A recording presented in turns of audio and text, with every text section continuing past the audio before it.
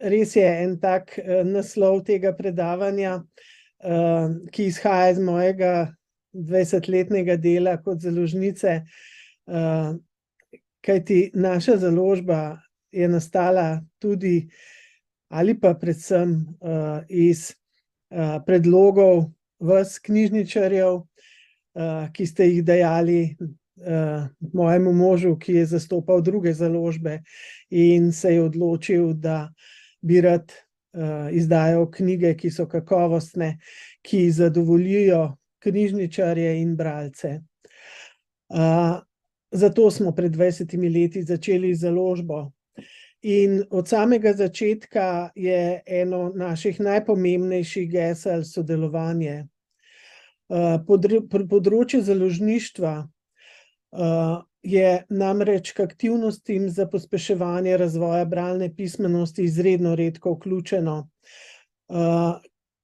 Kljub temu, da kot založba odlično sodelujemo s knjižnicami in šolami in upoštevamo vaše predloge in nasvete, pa ugotavljamo, da institucije s področja razvoja bralne kulture založnike zelo redko vključujejo.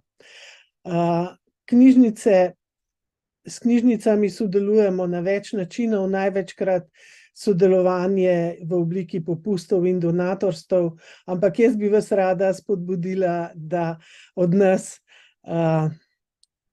predlagate, zahtevate tudi še druge stvari, druge načine sodelovanja. Da je sodelovanje med založniki in knjižnicami lahko zelo odlično, dokazuje tudi naš mladinski literarni festival Bralnice pod Slamnikom, z več kot 7.000, včasih celo 10.000 udeleženci. Brez vas, brez knjižničarjev bi ga ne bilo. In zato tudi zaradi vsega tega sodelovanja se zahvaljujem organizatorjem tegale posveta za priložnost, za to, da ste mi dali možnost povedati nekaj z vidika založnikov. Založniki smo pač panoga, ki je na stičišču kulture in gospodarstva. Ni samo kultura in ni samo gospodarstvo. S področja gospodarstva bi rada poudarila to, da že Organizacija za gospodarsko sodelovanje in razvoj v Evropi, OECD, v svojih dokumentih ponavlja, da je prostočasno branje največji indikator otrokovega bodočega uspeha, da je pomembnejši kot družinske okoliščine, v katerih otrok odrašča, pomembnejši od izobrazbe staršev in pomembnejši od njihovega prihodka. Torej, prostočasno branje je tisto, ki pelje na pot uspeha človeka. Pa tale izrek se mi je globoko vrezal v spomin in včeraj je naš direktor rekel, da ga bomo kar na steno napisali, ker pravi, da ne obstaja nekaj takega, kot je otrok, ki sovraži branje, pač pa so samo otroci, ki ne najdejo prave knjige. Jaz dodajam, morda jih založniki teh pravih knjig niti ne izdamo, niti ne vemo, kakšne so, da bi jih izdali. Kakšno je trenutno stanje pri razvoju bralne pismenosti, kot vidi to neka založnica, urednica. Torej, založbe v Sloveniji niso vključene v nacionalno strategijo bralne pismenosti, čeprav so ključen člen verige nastajanja knjige.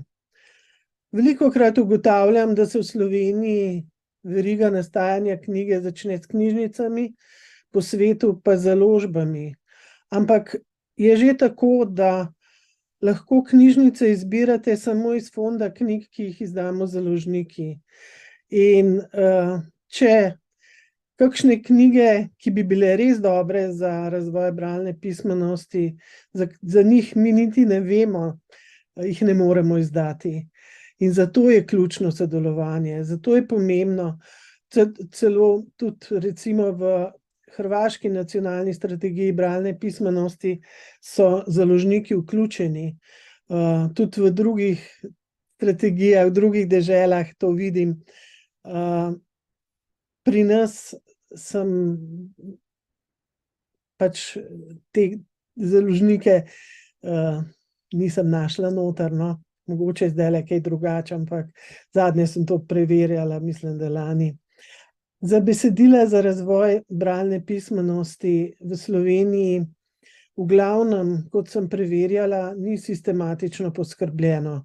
Če pa je, pa založniki o tem nismo informirani. Nekatere založbe promovirajo manj kakovostna besedila, ki končajo pri oklevajočih bralcih, in to ni prav. Malo besedil je res namensko izdanih za manj vešče bralce in posebne skupine bralcev. Žal so takšne knjige spregledane tudi pri stroki in je zato založba, namesto da bi bila pohvaljena za izdajo takšnih knjig, kaznovana. Tukaj sem napisala primer 13-nadstropne hišice na drevesu.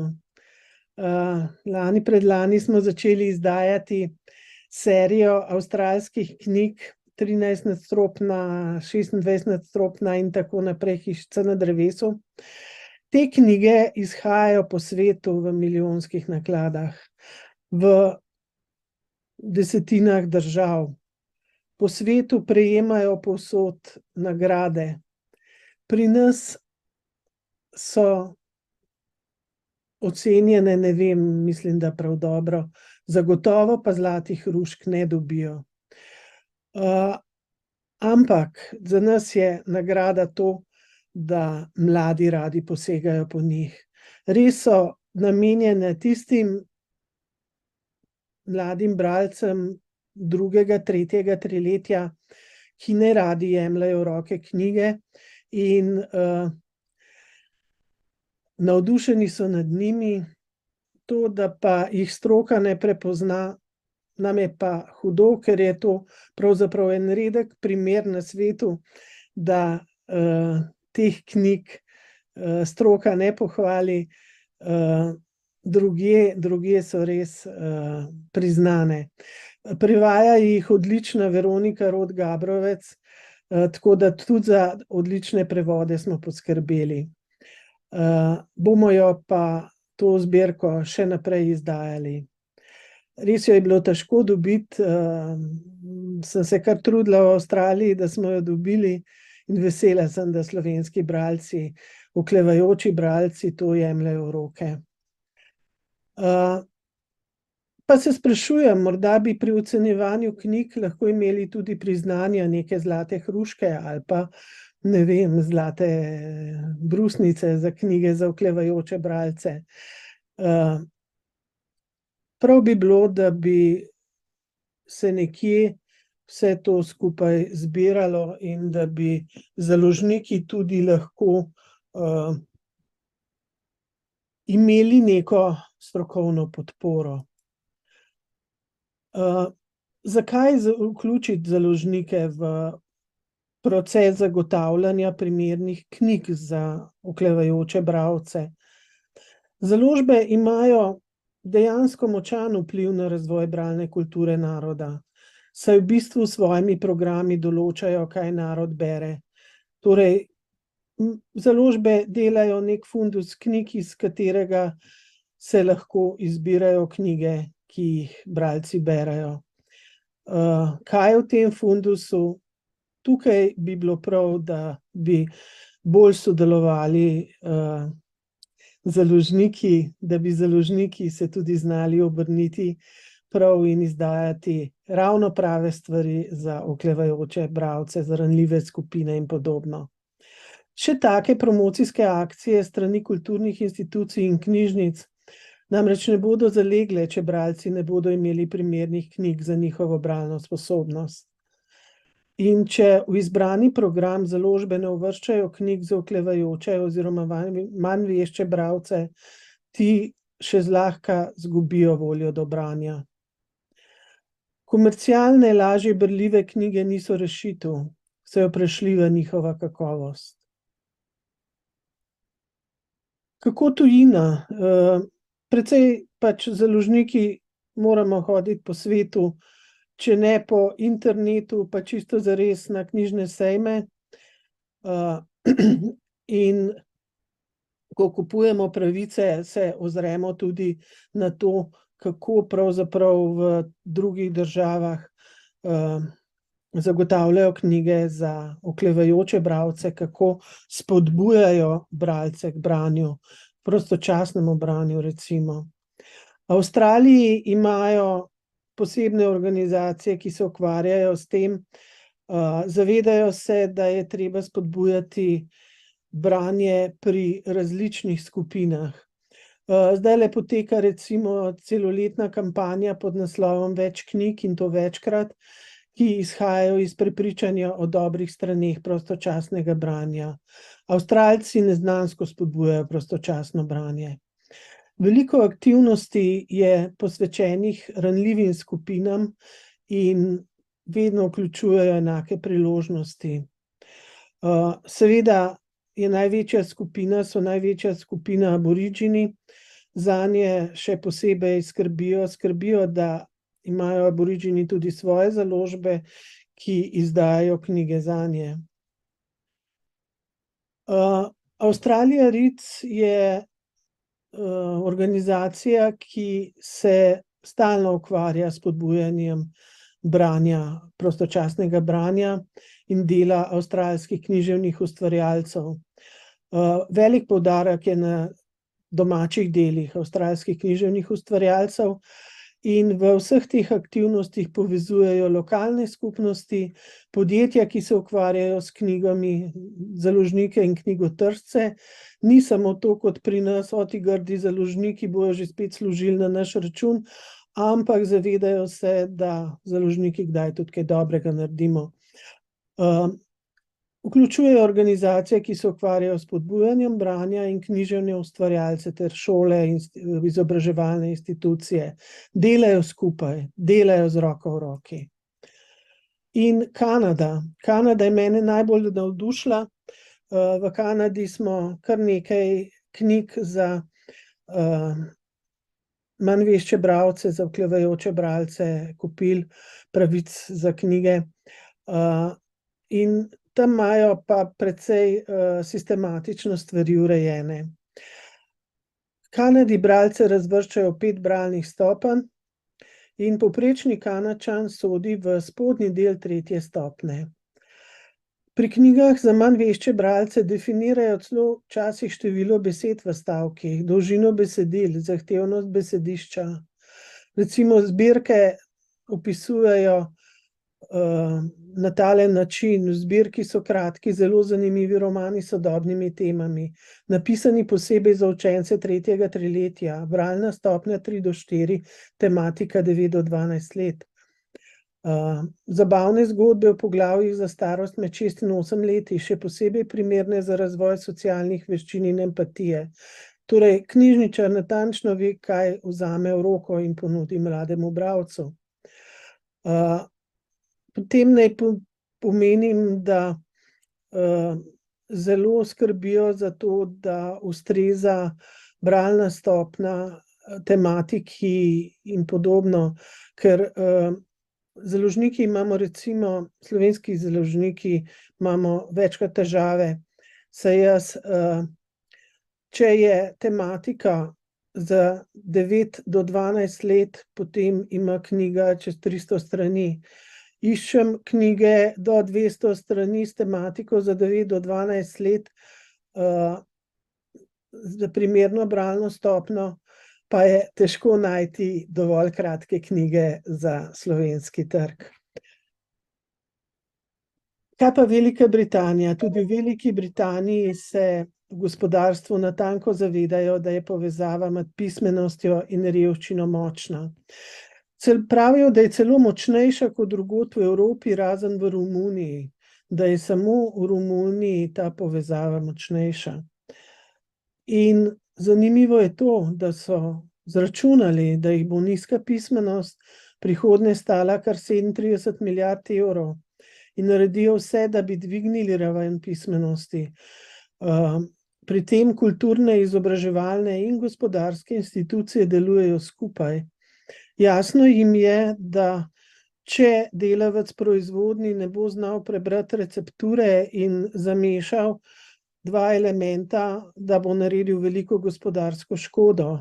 In podobne zadeve, ki se tičejo bralne pismenosti, funkcionalne pismenosti, so lahko zelo, zelo kočljive. Pa pri nas, dobro, lahko smo ponosni, da imamo bralno značko, ko hodim po svetu, vidim, da je to edinstvena institucija, ki res naredi veliko za bralno kulturo, za bralno pismenost. Pa knjižnice, Pionirska in druge knjižnice, ki res veliko naredite na področju bralne pismenosti mladih, bralno društvo. Tudi nacionalni mesec skupnega branja, čeprav tukaj bi lahko kakšno kritično rekla, ampak zdi se mi že to res veliko in zelo pomembno, da ta nacionalni mesec obstaja. In še marsikaj. Se dogaja, ampak smer, a je prava, to pa še nisem čisto prepričana, ampak važno, da gremo naprej.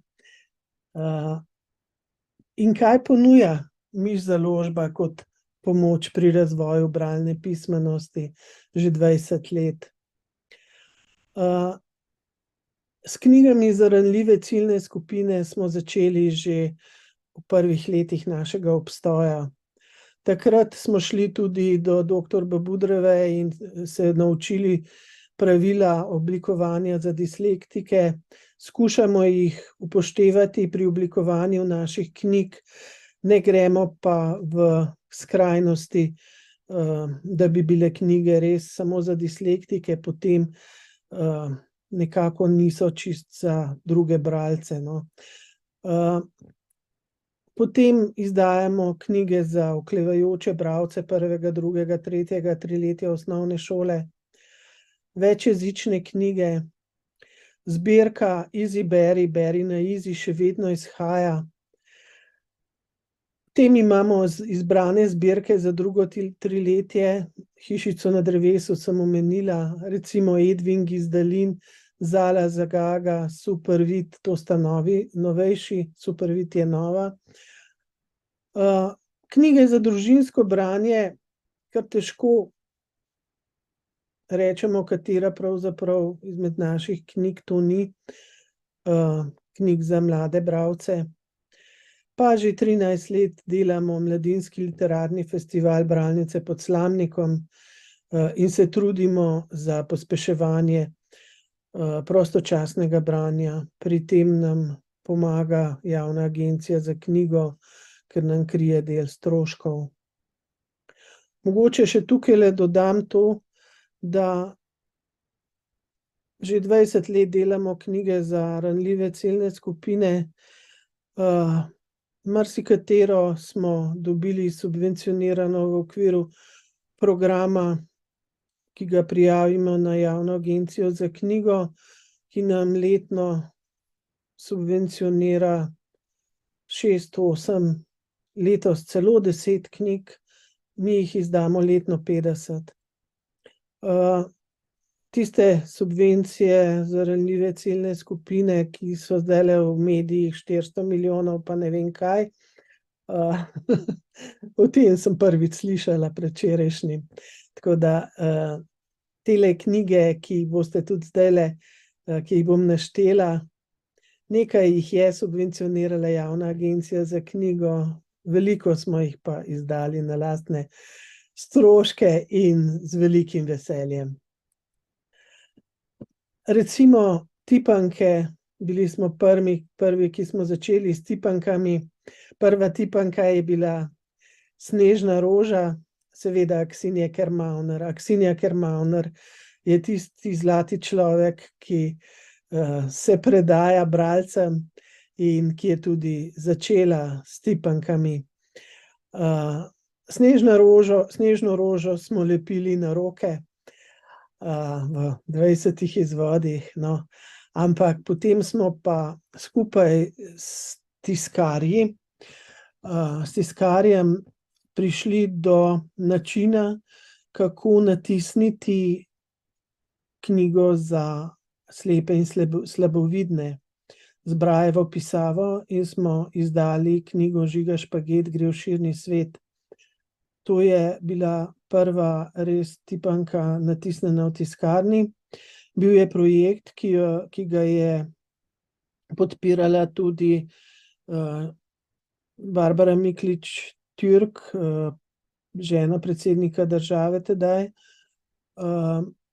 In šli smo do vsake šole s to tipanko z namenom, da ne samo, da knjigo dobijo v roke slepi in slabovidni, pač pa tudi njihovi vrstniki, ki na ta način vidijo, kako pravzaprav berejo njihovi manj srečni vrstniki, ki imajo okvaro vida. Naslednja knjiga iz serije o Žiga Špagetu je izšla z našim sodelovanjem in sodelovanjem Zvezo društev gluhih in naglušnih Slovenije, z dodanim znakovnim jezikom. Takrat si nismo mogli privoščiti izdaje tako drage knjige, kajti tisk teh knjig je res izjemno drag. In smo naredili to knjigo v sodelovanju. Zdaj pravkar je pa izšla knjiga tipanka Žiga Špaget gre na Trnek viset, tudi z ilustracijami Zvonka Čoha kot prvi dve knjigi. Danes smo jo predstavili javnosti in veseli smo, da te tri tipanke obstajajo tako za slabše videče kot za njihove videče vrstnike. V sodelovanju z Zvezo društev gluhih in naglušnih je izšla tudi knjiga Saše Pavčak Zakaj je polje jezero, torej dodan je znakovni jezik, in pa Skodelica kave Ivana Cankarja in z ilustracijami Petra Škrla. Miška in Maroza očala pa je knjiga za dislektike o dislektikih, zelo lepa pravljica Saše Pavčak, za katero pa nam je uspelo prodati pravice tudi v tujino. Mislim, da na Češko in še nekam. Skratka, ta slikanica z ilustracijami Kristine Krhin bo izšla oziroma je izšla že v tujini. Poleg knjig za ranljive ciljne skupine delamo tudi knjige za oklevajoče bralce. In recimo zbirka za bralce prvega triletja Janje Vidmar Okrog sveta ima kratke, enostavne zgodbice, privlačne, ki razkrivajo različne dežele. Opremljene so z zemljevidom, z izrazi, z rubriko Ali veš, in ena predstavlja Novo Zelandijo, ki je od nas zelo oddaljena, druga prikazuje Eskime in tretja puščavo, življenje v puščavi. Ilustrirala jih je Suzi Bricelj in knjižice so res primerne za tiste, ki se šele spoprijemajo z branjem oziroma ki do branja še nimajo pravega odnosa. Večjezične knjige so v naših programih že od samega začetka založbe. Zdajle najnovejše so slikovni slovarji. Za te smo pravice kupili v tujini in jih potem prevedli. Obstajajo makedonski, albanski, bosanski in ukrajinski slikovni slovar, ki naj pomagajo v šolah učiteljicam, ki delajo z otroki priseljencev. Barbara Hanuš, ki bo za mano prišla na vrsto, je pri nas izdala oziroma smo zanjo izdali kar nekaj knjig o Jakobu in Muci Mici. Tukajle sem prikazala maškare. Te knjige so res priljubljene, jih ponatiskujemo. Mislim, da bo treba spet kakšno ponatisniti in otroci jih zelo radi jemljejo v roke. Izdali smo v 2 jezikih tudi Marku Kravosu Hišo selivko. Letos so jo dobili bralne značke vsi prvošolci.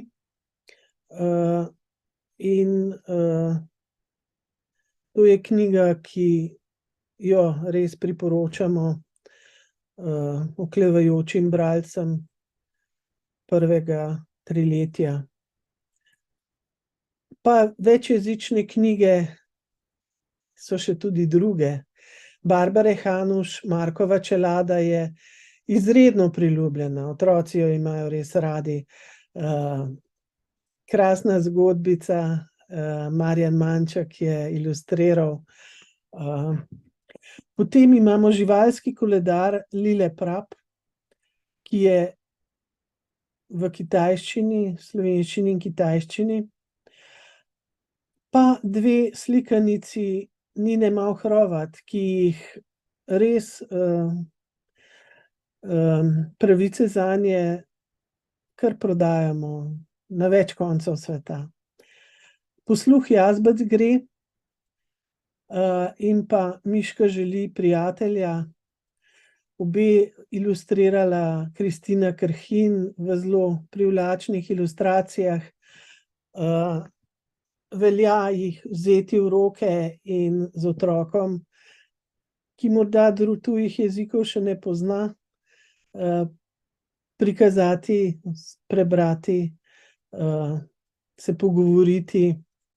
Sploh pa so primerne za tiste otroke, katerih materni jezik je kateri od teh, ki so navedeni.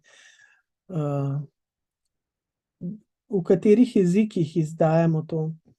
Avtorica je bila tako prijazna, da je pridobila podatke, katerih priseljencev je v naših šolah največ, in zato smo izhajali iz tega podatka. Zbirka Easy Beri, Beri na Easy, to je že naša stara zbirka, bi rekla, verjetno že starejša od 15 let, ki pa se je zelo prijela. Žal v zadnjih letih nismo kaj dosti izdajali, zdaj pa je spet izšla ena knjiga. To je zbirka, ki jo polnimo s kanadskimi knjigami iz podobne zbirke. S tem, da oni res izdajo veliko knjig, pa značilno je to, da izhajajo iz svojih problemov oziroma iz problemov kanadskih najstnikov. Zato kakšne niso primerne za naš prostor, ker sploh ne poznamo takšnih težav. Namenjena je bralcem, starejšim od 13 let, pravzaprav okrog 15 let starim. In knjige imajo približno 100 strani, so manjšega formata. Slog je primeren oklevajočim bralcem, saj ima kratke stavke, preprosto besedišče. Ovitki so primerni najstnikom in tematike prilagojene slovenskemu prostoru. Je pa problem s takimi knjigami, ker jih stroka ne prepozna, jih ne, pravzaprav, bom rekla, ne izpostavi kot primerne za oklevajoče bralce. So pa to zbirko prepoznale šole, kot so te šole s strokovnimi programi za frizerje, za avtomehanike in podobno, ker mladi te knjige radi berejo, ker so o njihovih težavah. Ko recenzirajo te knjige, recimo, zgodilo se je pri prvi knjigi, ko smo še promovirali kot zbirko, je bilo rečeno, da so knjige zelo zanimivo tematiko primerno najstnikom, ampak žal, da so stavki preveč preprosti in da je premalo kompleksno besedilo, ampak mi smo ravno to želeli, da pritegne svojim slogom, da pritegne tiste bralce, ki drugače ne berejo. Zdaj je izšel Umor v hotelu Beda, to je prva pravzaprav kriminalka v tej zbirki. Vse do te knjige pa so knjige vsebovale tematiko samih najstnikov. Ena slovenska je vmes, Janje Vidmar z naslovom Brez, drugače so pa izbrani kanadski avtorji, torej založba, ki izdaja te vrste knjig, poišče najboljše kanadske avtorje za mlade, ki napišejo potem knjige po njihovih navodilih. Tudi v naši založbi smo pred leti želeli zastaviti neko podobno zbirko. Naša urednica Gaja Kos in jaz sva se lotili tega in Gaja je res veliko truda vložila, da bi dali ravno prave napotke, da bi našli avtorje. Ampak žal slovenski avtorji v glavnem želijo pisati svobodno. Oni pogosto rečejo, pišem iz srca. Da bi pisali po nekih navodilih, kratki stavki in podobno, niso želeli prijeti za to, no. Glavnem je naš namen propadel, ampak na srečo lahko kupujemo pravice za knjige tudi v tujini. To je zbirka za oklevajoče bralce drugega triletja, Hišica na drevesu. Res zelo malo besedila ima in veliko zanimivih ilustracij. Poglejte, kako lahko se kakšen najstnik ali pa 10-letnik potopi v to ilustracijo in išče zanimivosti. Res imajo mladi bralci radi to vrsto knjig. Za oklevajoče bralce drugega triletja so tudi knjige Edvin Gizdalin, ki so prav tako zelo ilustrirane. Zdaj smo začeli izdajati Žiga Valetiča knjige v supervidu, pa Natašo Konc Lorenzuti bi omenila s knjigami o Niki, Kdo je danes glavni, Zvezek in brezvezek, zdaj je izšla knjiga To ni pismo. Za oklevajoče bralce tretjega triletja imamo zbirko Ognjeno pleme s kratkimi, napetimi poglavji, ki se vedno končajo z neko napeto situacijo in ne moreš drugače, da ne bi bral naprej. Ni zelo zapleteno besedišče in dodano je poglavje o času in prostoru dogajanja. Igor Karlošek je imenitno speljal to serijo knjig o dogodkih v zgodovini. Pa mogoče družinsko branje. Težko mi je reči, katere knjige niso za družinsko branje. Predvsem bi tukaj poudarila naše knjige iz zbirk Prve Zorenja, Zorenja in Zorenja plus. Vsaka od teh knjig, vsak od teh mladinskih romanov je izhodišče za pogovor s starši, je izhodišče za pogovor v družini in ko bi le tudi starši hoteli prebrati te knjige in se pogovoriti, ne. No, danes na predstavitvi je bilo rečeno, da so te knjige Koko mesto in Na oko kokoli, Maša Ogrizek in Miha H. najbolj primerne za začetke branja, za pogovore o knjigah, pravzaprav za družinsko branje. In pa Gaje Kos Ne pozabi na naslov, tudi ta knjiga je res primerna za družinsko branje.